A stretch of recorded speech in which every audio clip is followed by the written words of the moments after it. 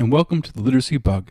Today we have a presentation entitled Additional Resources for Planning and Monitoring for Effective Literacy Teaching.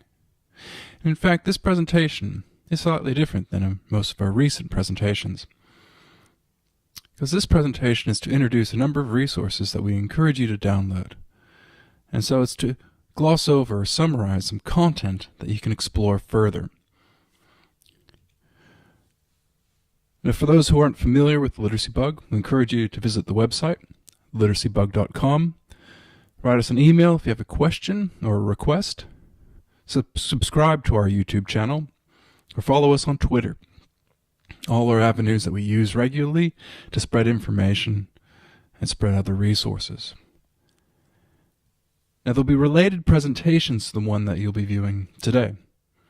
For instance, our presentation on an overview of literacy development, on planning and monitoring for effective instruction, and how to teach in accordance with stages of literacy development. The second presentation has the most relevance to the resources that we'll explore today. However, I encourage you to view all of the resources or presentations, and the slides for each of those presentations are available for download. Okay, so let's get started. The objectives of this presentation are to provide resources which can help individuals plan, track, and adapt teaching and learning, to understand the stages of literacy development, to know of the key developmental milestones and the varying components of literacy development, to explore a general survey of the particular activities which help build the various components of literacy, and to see how literacy is a lifelong journey, and that the focus of instruction changes along that span. Okay, so the contents, and this is important for this presentation, we'll have an introduction and we'll have a conclusion. But between the introduction and conclusion are lots of resources. So for instance, a general literacy checklist, an example checklist of an environmental scan, so scanning the learning environment, knowing what would be effective in a preschool environment, how many books to have, what types of learning centers to have, what should be in the writing environment, etc. So a checklist on assessing, in this case, a preschool or a kindergarten writing and literacy environment. A detailed checklist, which relates to the next section and various milestones in the key components of literacy. Looking at stages of literacy development, some cheat sheets. And 7 is the main area looking at activity plans for different grades, for preschool, for kindergarten, grade 1, grade 2, and then some advice for grade 3 and beyond. And then some guidance on effective assessment of literacy. So, whilst it seems like a lot of material, this presentation won't be as long as the others, because it's to introduce that material and encourage you to go and download the PDF and explore it in your own time. Okay, so the slides and these resources are available for download at the following address. So it's a bit.ly address at 2 planning, monitoring resources. And that link will be available in the YouTube description as well. So I heavily emphasize, if you're watching this video, to go to that link, get the PDF, follow along, or just merely use that as the source of your exploration, because the rest of the presentation is a walkthrough of the resources. Now, this presentation is not going to explore what to teach or how to teach in detail. These topics will be explored elsewhere. This presentation is specifically on providing further resources on planning, monitoring, and assessment. Okay, so let's explore and enjoy. So, the introduction. Now, one of the key things of the planning and monitoring for effective teaching presentation had this slide. So best practice when we're teaching is to know our student and to set goals that are developmentally appropriate. So developing a student profile, setting appropriate literacy and numeracy goals, identifying activities and content that will achieve those goals, scanning the environment of what's available, setting a plan, and then once setting a plan, conducting lesson cycles, reflecting on teaching, always monitoring progress, and periodically doing diagnostic assessments so that one can update the student's profile and therefore update the teaching plan. Because we need to keep on reminding ourselves that the student is a novice who is continually trying to make sense of new situations and to acquire the skills necessary to function in those situations. That literacy of grade 1 is different from literacy of grade 2 and grade 3, and so we're always trying to build those skills so that more complex aspects of literacy can be tackled across the years. So my role as a teacher is to help the student by arranging tasks and activities in such a way that make them easily accessible.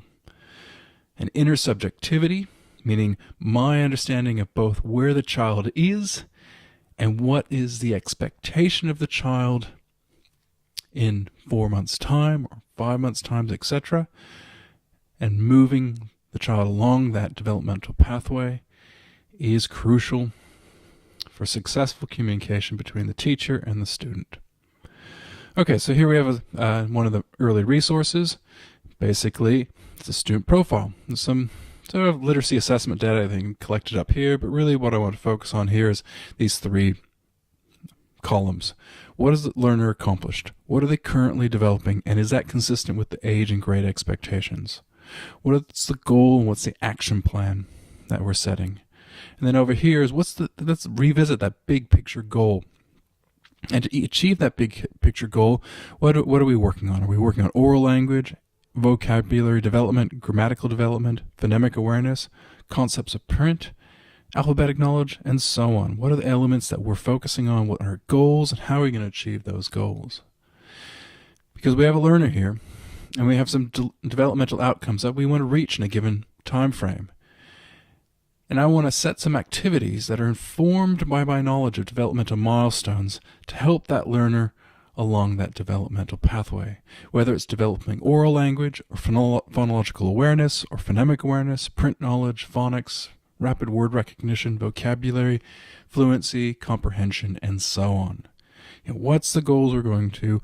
What is the stage of my learner? And how do I map out the activities so that they're growing and learning effectively? So this is along that same lines. Again, what's my big picture goal? And monitoring the sessions. What did we do in that first session? What was the date? How would I describe? What skills and tasks did we focus upon? And session 2 might be the next day, or it might be the next week. And then after a series of sessions, summarizing what have we achieved in that time? What goals have we achieved? And for each of those goals, it's like establishing joint attention. Whether it's building vocabulary or writing a great short story or developing one's spelling skills, establishing that joint attention which the learner and the adult are equally motivated in the task. And that's what we call sharing a learning intention. And that might well be in a preschool environment, having a love for books, and every time reading a book, knowing to ask questions and have conversations. And for this expectation for the child to be able to retell the story that they've jointly explored. And to do that, I need to model my expectations, provide guidance, and then reduce my impact and just facilitate and observe and review. And that sequence might have to be done a few times as the student gains an appreciation, modeling recounting, prompting recounting, watching the child do it independently, and so on.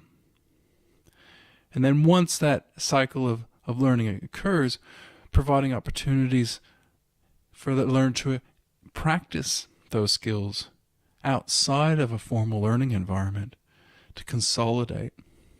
And that can also be writing a great short story, writing one story, modeling some narrative techniques, guiding the student, providing them space, reviewing what makes a good story, doing it again and again until encouraging independence. And so that's part of the concept of scaffolding. We provide the supports in the forms of activities and practice and reminders and encouragement. So a child or a learner is climbing up that ladder to a vantage point that they couldn't necessarily achieve beforehand. But with those supports, it suddenly can achieve what was earlier not achievable. So gradually, as the learner's competence increases, the teacher needs to give up more control to the learner. And so the teacher may initially model tasks and complete tasks jointly with learners. However, to be successful, the learner must also come to understand and take ownership of the goals themselves. What are we trying to achieve? Modeling comprehension strategies, but also encouraging students to become more independent with those skills over time. And so here we have, with the teaching, I know my student and I have a planning sheet. And so this first question is, or first statement is, my teaching practice does include or should include X. And why? What about the learner do I know of that justifies my instructional focus? What are the elements of my instruction, and what are my objectives more broadly? And then for each lesson, the objectives of that lesson. What are the key activities? What are the materials that are required? What are my actions as a teacher, and what do I expect the student to be able to do in that time? And then at the end, what were the outcomes? What were my observations? What was the focus of the previous lesson? And what's going to be the focus of the next lesson? And this dovetails to a reflection template. I've had a lesson. What were the focus of my lesson? Maybe only picking 4 items. What were the goals, objectives? What resources did we use? What were the procedures we used? And how do I know if students are meeting the session and term objectives? What am I looking for in that lesson or in lessons in general? And then last but not least for this introduction, checking in blocks of time. So having a reflection, in this case, I've done teaching, let's say, for a 2-week block. And in that 2 weeks, what have we read? And what progress have I noted? What's the content? How would I rate the learning scale? What notes? What has been written? Again, what was the content of that writing? What learning has occurred? What topics have been explored? What vocabulary has been developed? What language and literacy features have we learned? What has been taught? What other skills, perhaps learning skills, study skills, organization skills that have been developed? And what have I noticed about the learner's interests and motivation in that time? How is that going to impact learning? And checking in on a regular basis. So that's the first set of resources, and in that case, those resources are just some templates to get one on the track of reflective teaching. So let's look at a general literacy checklist. So here's a checklist. Except for the first one, they all look at different aspects of a learner's development. The first one, though, is looking at what are the resources available in the environment. Am I monitoring that as a teacher? Am I looking in the environment and going, is it print rich? Are there great books that a child can pick up or an adult can pick up and sit down immediately? Are there writing implements or drawing implements so that if the child wanted to explore and write and even also explore letters, are there letter stamps? What's available in that environment that could foster spontaneous learning or be easily accessible for more formal learning? But then the next one, if we look at the child-centered, are we focusing upon the socio-emotional development of the learner, their motivation, their sense of comfort, their sense of trust in that environment? Are we looking at their general cognitive development, their ability to concentrate, their ability to hold things in memory, to be able to notice patterns, to be able to regulate their learning? Are we focusing on general language development, on phonology, on initial vocabulary, and grammatical understanding, but just general vocabulary? Now, getting more deeply into the fundamentals of pre-literacy, are we focusing on phonological and phonemic awareness, the child's ability to hear sounds within words? Are we focusing upon their letter and alphabet knowledge, on their concepts of print, their awareness of how print works, that it moves from left to right, the concept of what a word is and the concept of what a letter is, being able to attend to punctuation, etc. And then moving further into understanding the code itself, being able to decode and encode this phonics ability, be able to become more adept and flexible and adapt at being able to use the code efficiently, being able to rapidly recognize familiar words and to read with fluency. effortlessly? Am I focusing on that? Rapid recognition and fluency? Am I focusing on vocabulary development? Am I focusing on morphological development? On sentence construction and grammatical knowledge? On the actual mechanics of writing and drawing and representing? On the child's ability to construct and read a range of texts? On their ability to organize, develop, and apply knowledge? On their demonstrated skills as an effective reader, as an effective writer, as someone who's effective at engaging in discussions, and as an effective learner. So these are all things. What am I monitoring that? And what have I seen? Or maybe I'm not monitoring that. Or what are my areas of focus? And so these are captured here. Some areas of focus are on the left side are language oriented. Some areas of focus are more code based or decoding oriented. And in the upper half, how those skills are integrated to be a fluent, comprehending reader and writer in order to be able to explore knowledge through literacy.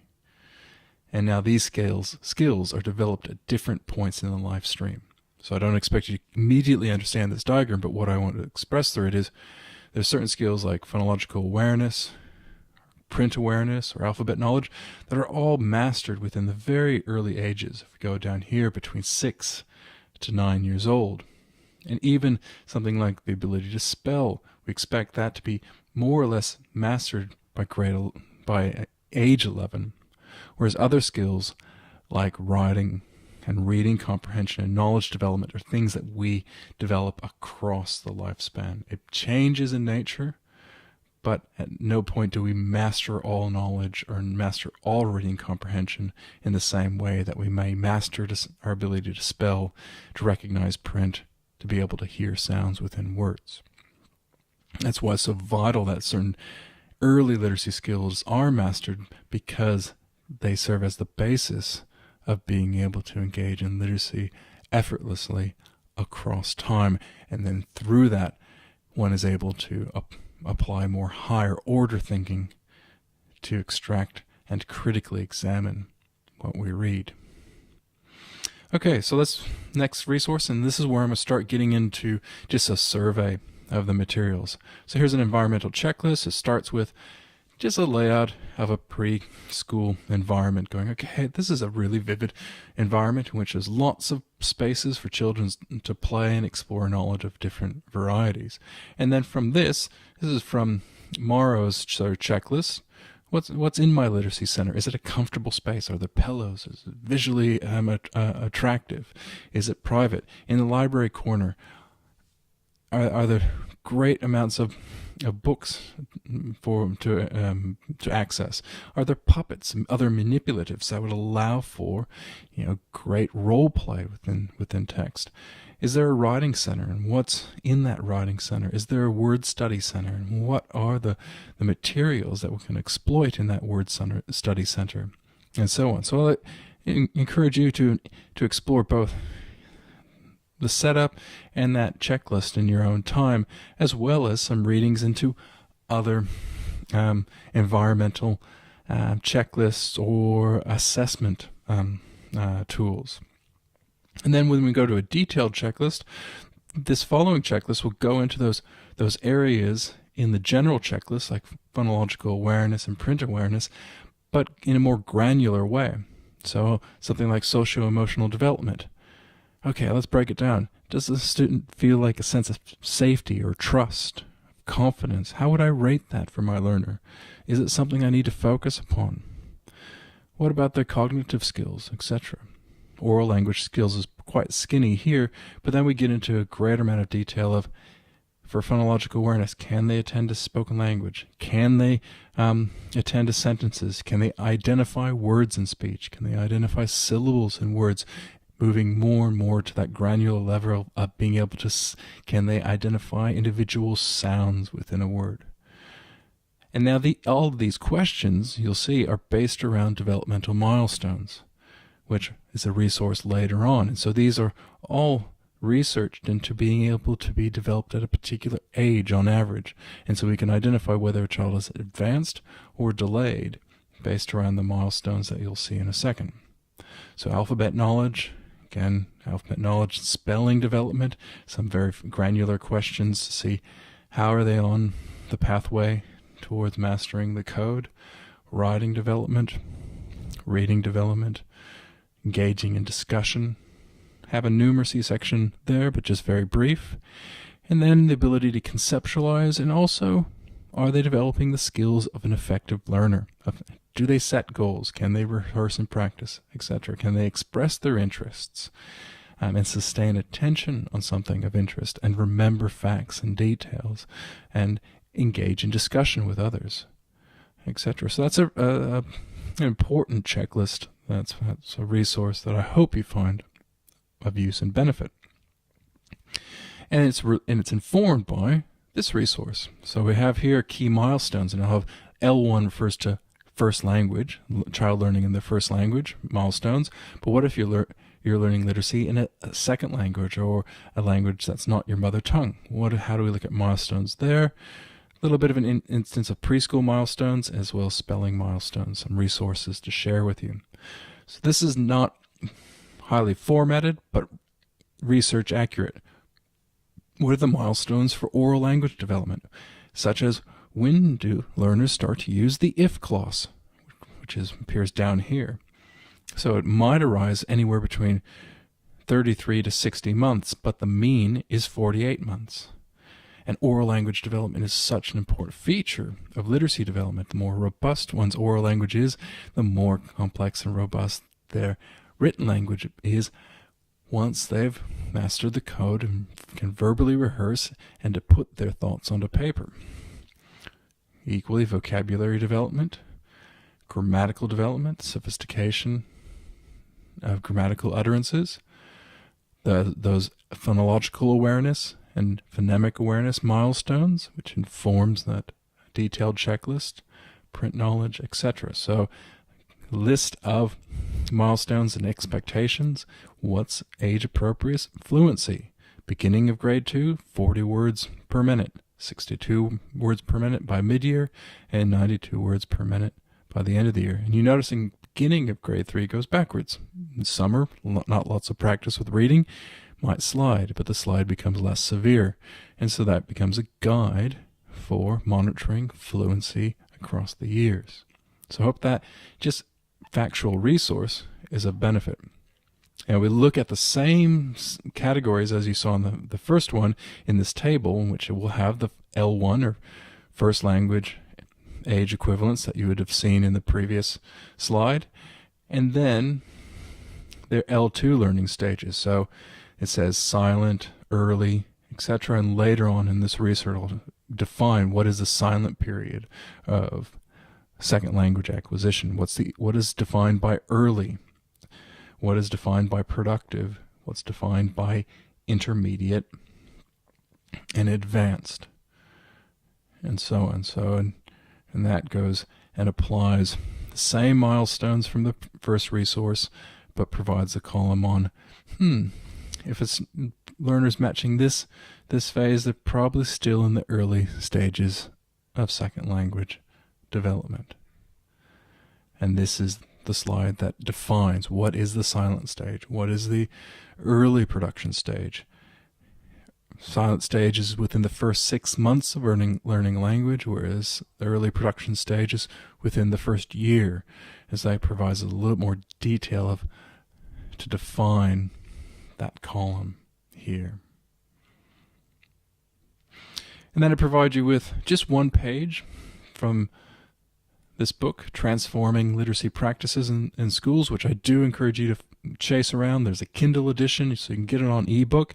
One of the appendices is a month-by-month milestone discussion for preschool. Very practical. So from 3-year-olds to 5-year-olds. So what should we expect a 3-year-old to be able to achieve early on in their experience of preschool or at home in handling books? And then it goes on to 3.5 years, and then 3 3/4 and 4, and really practical things to look out for, which are valuable for school readiness. And they're not about traditional or formal literacy of school. It's looking at all those fundamental skills that need to be in place for a child to get the most out of literacy in those schooling years. And then I also provide some resources that relate to a well-recognized text, Words Their Way, that looks at spelling development. And in this text, they define spelling development across these stages. Emergent, so pre-literate, between 3 to 5 years old. Letter name alphabetic, between 4 to 7, which students learn to master what we call CVC words, cat and bed and pig and bot, but also with and chat and plan and flag, things that have that short vowel in the middle, CVC. And then they start to learn between 7 and 9 to master what we call the silent E rule, the difference between mat and mate. And then also the CVV rule, C rule, in which we bring up vowel patterns like the EA or the OU or the double O, looking at inflectional endings and so on. So it provides a very clear developmental pathway of what should children be mastering in their spelling at given ages, and how does that become more complex over time. And so it looks at a phonics sequence as well across the years, and being able to master different and more complex, what we call graphemes, looking at what are the characteristics of spelling development. But here's more of a slide that tries to define in more detail what are the characteristics of those different stages. And then what I think is more informative is looking at what should spelling look like at those various ages, and what should spelling mistakes look like at those various stages. Now, what I'm providing on the slides are nowhere near comprehensive, but you can go back to that text, Words Their Way, and explore it in more detail. Particularly, the very helpful advice and tool sets on being able to assess spelling development and being able to identify what the child has achieved or mastered, and what are they currently mastering, and what might be a little bit more difficult at a given stage based around the developmental pathway or patterns in that skill. Okay, so let's look at some resources on stages of literacy development. These are in many ways cheat sheets. So I have a bit of a cheat sheet looking at Charles' stages, which I use as an organizing principle throughout my website. Okay, so what's stage 0, what's stage 1, stage 2, and I won't go into detail. You can explore those in your own time. And then for each of those stages, I have some notes. So this is stage 0. I have a column on their milestones. What milestones should someone be reaching in that stage? What are the features of stage 0? What are the assumptions that we're making in that stage? What are some really good books to read and to explore in that stage? And what does instruction look like at that stage? So again, stage 1, milestones, features, the assumptions that we're making at that stage, great books, and instructional routines. And that includes not tier 1, but also tier 2, or in other words, intervention. If this child needs extra support, what does intervention look like at that stage if they're a little bit behind, in this case in grade 1? What would supplementary lessons look like? And so on from stage 2 and stage 3, when we start getting into more academic literacy, into late in primary school and into middle school. Stage 4, when we're definitely into high school. And how does literacy change into university life and also adult literacy? What are the features of adult literacy? What are the assumptions that we're making, etc.? So that's just some summary notes on the stages of development. Now, the next one is a big section, but I won't go into it in detail because it's something that you can explore in your own time. It's about planning activities based around those stages of development. Okay, so being literate is very different for the skilled first grader, fourth grader, high school student, and adult. And so what activities we teach at those different stages will be extraordinarily impacted by the learner's stage of development. Okay, so here's just some slides to say, well, the concepts of print, being able to be print aware is mastered by 5 to 6 years old. Phonological awareness, including phonemic awareness, is mastered between 7 to 8 years old. So we need to focus on those skills early on, but once they're mastered, don't necessarily need to focus on them anymore. Spelling's predominantly mastered by 12 years old, might be consolidated as a core skill by 9 years old, but nuanced by 12 years old. And then after that stage, in high school, we don't focus on it much because there's an assumption that that's been achieved. Then fluency, being able to read and become more and more fluent of increasingly more complex material, mastered by 14 years old, even though one can actually read or become fluent in material that they might not necessarily comprehend. And then you might notice here that writing and reading comprehension do not touch this line because they're never mastered. You can always become more complex over time. And similarly down here with oral language, general oral language ability is mastered by 10 years old, just general everyday language. It's the academic language that one develops across the lifespan. And this impacts our balance of instruction, all of those developmental cues. So in first grade, there's a focus on phonological awareness, which disappears in grade 2 and grade 3. There's really good, strong phonics study, which takes up 20% of the teaching load, but it's only a 5% focus in grades 2nd grade and 3rd grade. Reading of text and comprehension then form 62%, but in 2nd grade forms over 79%, and then it becomes the bulk of instruction in 3rd grade. So our balance of instruction, once one masters certain core skills, makes way for a greater amount of time spent on comprehending. Even in 2nd grade, using writing as a vehicle to explore literacy gets overtaken by reading lots, reading more complex material, reading traditional novels, etc. And so that balance changes. And so this also shows that shift of focus. So here we have our core skills, being able to become print aware, concepts of words, being able to understand what is a letter, what is a word, what is punctuation, etc. Phonological awareness, all those skills that I've discussed previously in the presentation. Now, in your preschool, the main focus will be on becoming print aware, knowing what print is, knowing what letters are, what's the point, what's the perspective of print, and that starts to fade into kindergarten as that skill is mastered. Similarly, phonological awareness. I'm learning language, but I'm also starting to learn that there's sounds within language, that things rhyme, that there's syllables in those words, and I can verbally rehearse those syllables to hold the word and to remember the word more easily. So I'm becoming more adept at my ability to process the auditory nature of language. I might start getting into the individual sounds that the word cat starts with the k sound in preschool, but that's going to become more sophisticated in the later years. Same with phonics.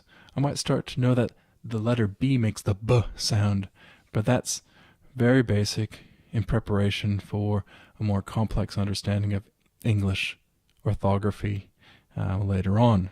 Throughout the years, though, I'm focusing on vocabulary. Don't need to read individual words yet. I'm not reading individual texts in preschool. I am focusing upon listening, comprehension, and oral language with great opportunities to read picture books with adults. And I might be, quote, reading a picture book with adults, but I'm not actually reading. I'm listening to the story. I'm looking at the pictures. I'm having conversations. And in those conversations, I am exploring vocabulary.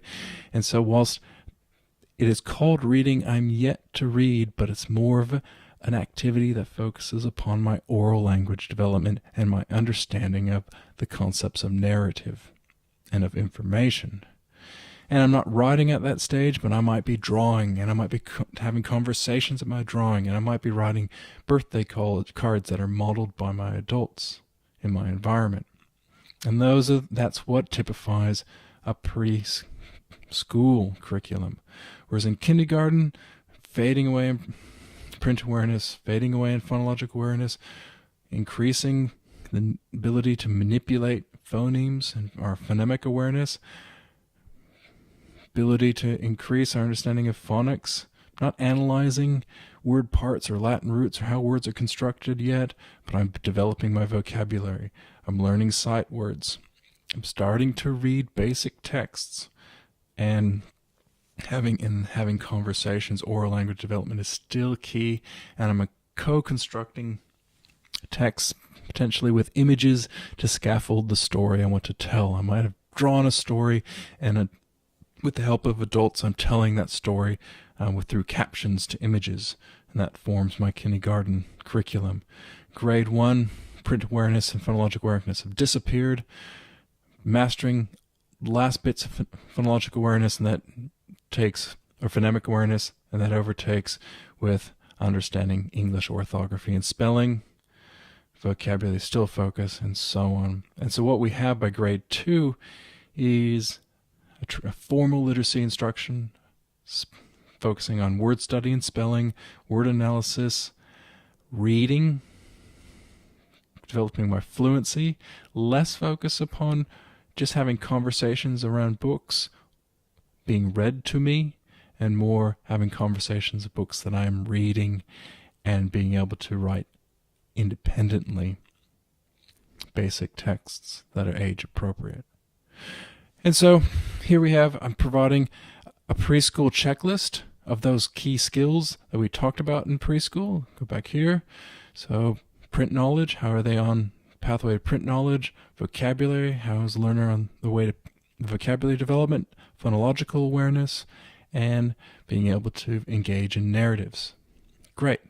And then here's just a basic lesson plan. I'm reading this book called Very Cranky Bear. How am I going to draw my learner's attention to the print, to vocabulary, to phonological awareness, narrative as well? And I encourage you, if you want to see more of these types of lesson plans, go to the Read It Again free open source curriculum, just so you get an idea. And then there's this other resource. Now it's hidden down here. The Florida Center of Reading Research created these student activities for kindergarten, grade 1, grade 2, etc. And so I've created these tables because up here, for each of those, the main skills, there's some questions that indicate what a child should be achieving in kindergarten. For in this case, phonological awareness. A hint of how do I assess that? What formal assessments are out there, right here? And then these PDFs, what instructions should I focus upon to build those skills? Those are the resources that are at the Florida Center for Reading Research. And what are some readings about this skill set? So in this case, phonological awareness. So can the student identify the syllables in spoken words? Hint. Can the student segment 2-syllable words, 3-syllable words? Jump over. Hey, there's this instructional routine or the student center activities at the Center of Reading Research that you can refer to if you need to build that skill.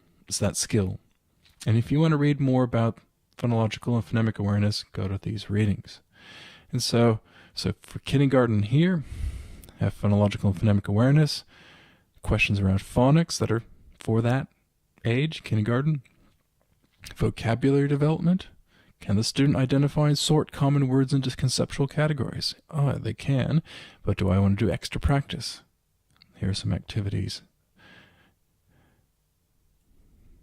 Listening comprehension, dialogic reading, exploring high-frequency words. Then the same set for grade 1. So phonological awareness has disappeared, and here's focusing on the more granular phonemic awareness. And I put in bold what are some new skills for that grade, and therefore what are new activities for that grade. Phonics, new skills, new activities. Oral reading fluency, so this is all new because there's not an expectation of reading connected text independently in kindergarten, but that becomes a feature of grade 1. Vocabulary development, new skills. Does the student understand the correct meaning of multiple meaning words in context? Can the student determine the meaning of a word using clues from the context? And what are activities to focus on those skills? Listening and reading comprehension. Now we go into grade 2. Phonemic awareness and phonological awareness has disappeared. overtaken by pure phonics and word analysis, or reading fluency, vocabulary development, reading comprehension. So listening comprehension has also been overtaken by focusing upon reading comprehension. So can the student identify the sequence of events in a text? Can the student compare and contrast topics, characters, etc.? Can the student identify cause and effect relationships, identify the author's purpose, etc.? Does the student understand the elements of text structure and use this to retell and summarize a text? So all of those, those resources there, all those sort of those tables provide some activity suggestions that are age appropriate for different grades, and provides you a source to find additional activities. Okay, so last but not least from that activity section is I have what I'm going to call my cheat sheet for the major components of literacy development on activities. So the front page is just setting some intentional goals. Almost want you to ignore that front page. And I have a cheat sheet on oral language development. What are some age expectations across time? What are some principles of oral language development? So what are the ways to foster oral language development, etc.? Grammatical development. What are the milestones for grammatical development? What are the elements of traditional grammar? And so what are some things that one needs to be aware of with grammatical development? Vocabulary development.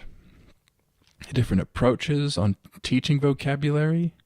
What are some vocabulary activities? And if something doesn't make sense or you don't know what something means, you can search for that term.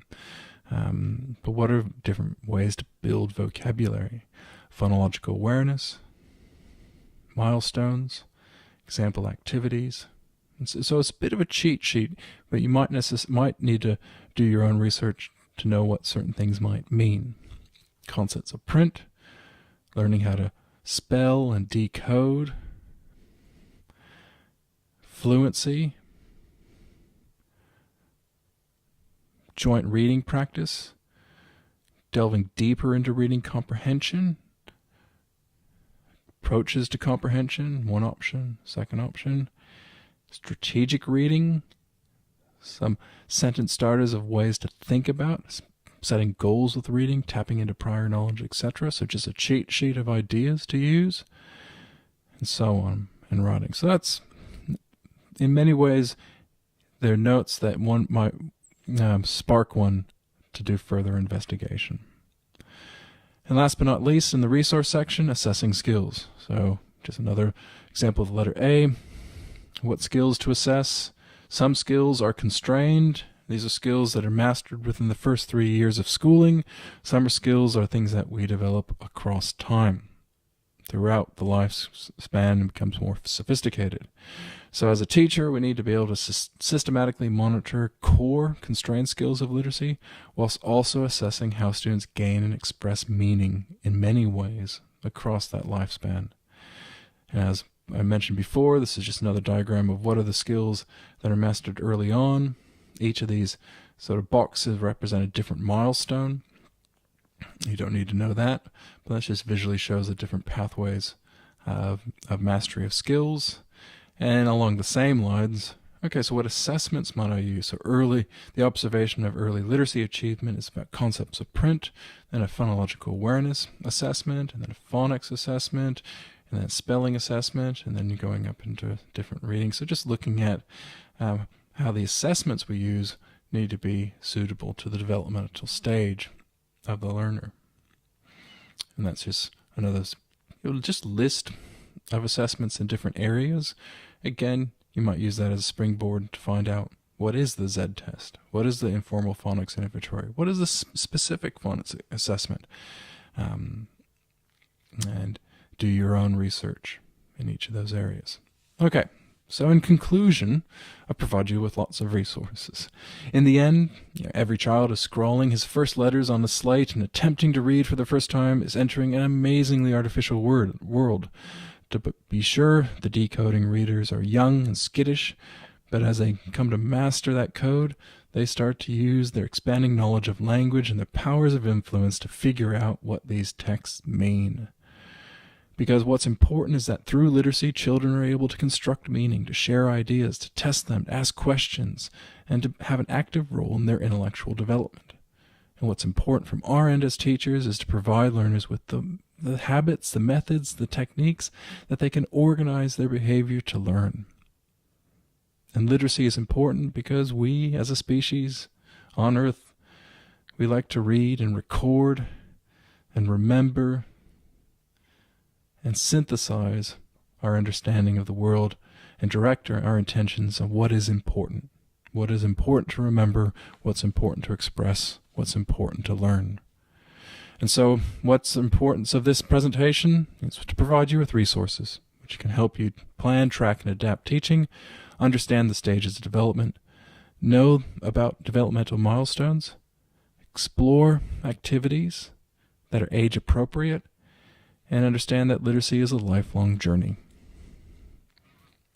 And those are the activities that you'll see in the PDF. And they all help within that ability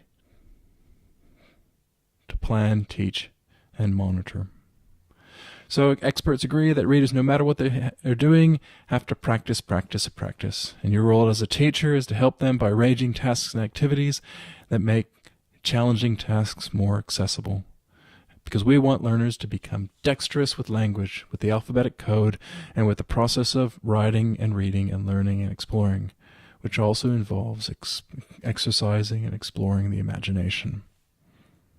So becoming virtually automatic with literacy doesn't happen overnight. It requires hundreds of encounters with letters and words and texts. But even when those features are mastered, students need to focus upon content, exploring ideas and knowledge, being able to speak together, read together, write together, explore vocabulary and concepts, explore language features, and develop knowledge and understanding and opinions in order to consolidate their understanding of the world and to take action around big ideas, whether that's the environment, whether that's justice, whether that's science, whether arts, etc. So not only a mastery focus, but a content focus. So thank you. All those resources are available to download from the link that you see there. That link will also appear in the description of the YouTube video. Please view our related presentations if this one sparks any interest for further background. And visit us at the Literacy Bug. Write us an email with any questions or comments. Subscribe to us on YouTube and follow us on Twitter. Thank you very much. Please enjoy and explore.